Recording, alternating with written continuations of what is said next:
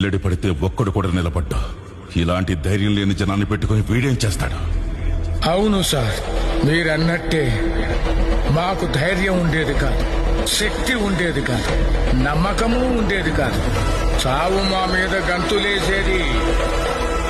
నీ ఒకడు అడ్డం నిలబడ్డాడని వాడిని ఖాళీ ముందు తల నరికాడు కదా. ఆ రోజు చాలా సంవత్సరాల తర్వాత చావు మీద మేము గంతులేసాం. మీరు మాత్రం అతనికి అడ్డు నిలబడకండి సార్.